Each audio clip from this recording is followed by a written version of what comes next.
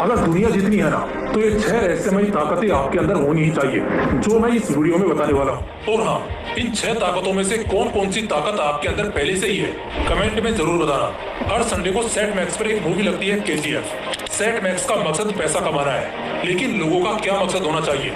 अगर सीखने को मिले तो बेशक सीख लेना चाहिए। मैं पिछले संडे ही बैठा था, रॉकी भाई के एटीट्यूड और विजडम से भला कौन है जो वाकिफ नहीं है। लेकिन मूवी पूरा देखने के बाद मैं थोड़ी देर अकेले में बैठा और सोचने लगा, क्या सच में दुनिया जीतना संभव है? क्या सच में दुनिया को जीता जा सकता है? अगर नहीं तो क्यों नहीं, और अगर हाँ तो कैसे?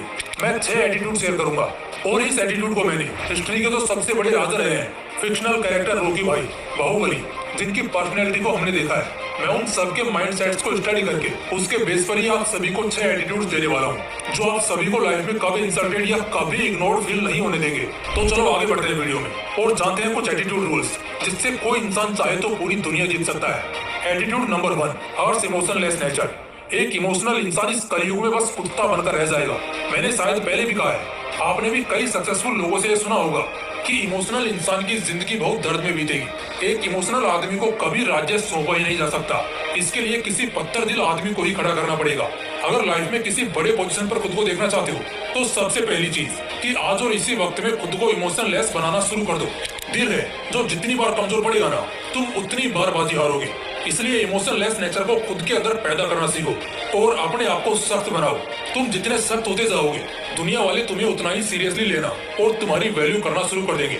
एटीट्यूड नंबर 2, जिद ऐसी रखो कि पहाड़ों को भी झुकना पड़े। पता है, कुछ लोगों की सोच नॉर्मल होती है, इसलिए वो बस एक नॉर्मल जिंदगी ही काट पाते हैं। वहीं कुछ लोग ऐसे होते हैं जिनकी सोच बहुत ज्यादा एक्स्ट्रा ऑर्डिनरी होती है, जो बाद में एक भयंकर जिद में बदल जाती है।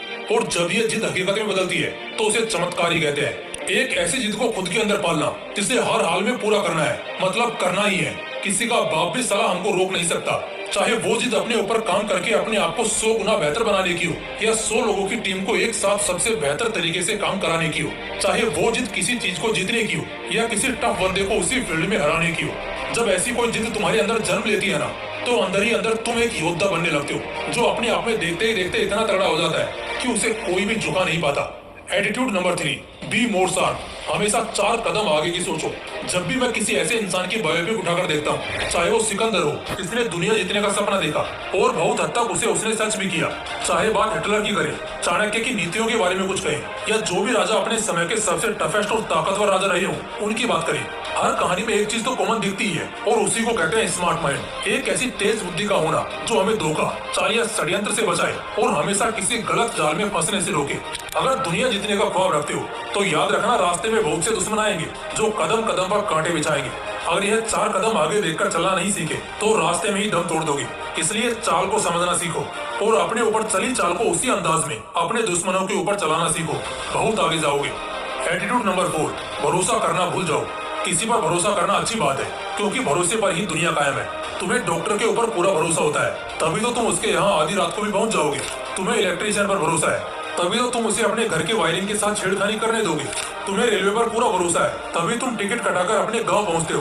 भरोसे पर दुनिया चलती है, लेकिन इसी भरोसे को अगर ज्यादा बढ़ा लिया जाए, आंख बंद करके भरोसा करना शुरू कर दिया जाए, तब ऐसी की तैसी होना संभव है भाई। हाँ जी बिल्कुल। एक चीज तुमने भी देखी होगी, जो बहुत बड़े बड़े महारथी राजा हुए हैं ना, वो अपने भरोसे के बहुत पक्के रहे हैं। जैसे फॉर एग्जाम्पल एक बहुत ही जबरदस्त किस्सा बताता हूँ। अफजल खान ने जब छत्रपति शिवाजी महाराज को दोस्ती करने और सब कुछ ठीक करने का आमंत्रण दिया, तब शिवाजी महाराज पहुंचे।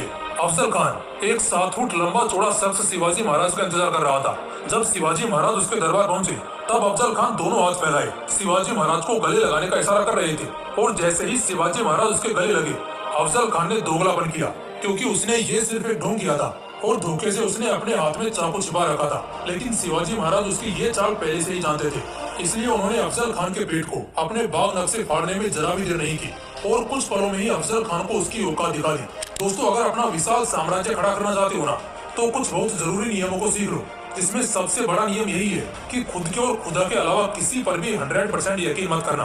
भरोसा करना अच्छी बात है, लेकिन हद से ज्यादा भरोसा करना कई बार बहुत भारी पड़ सकता है।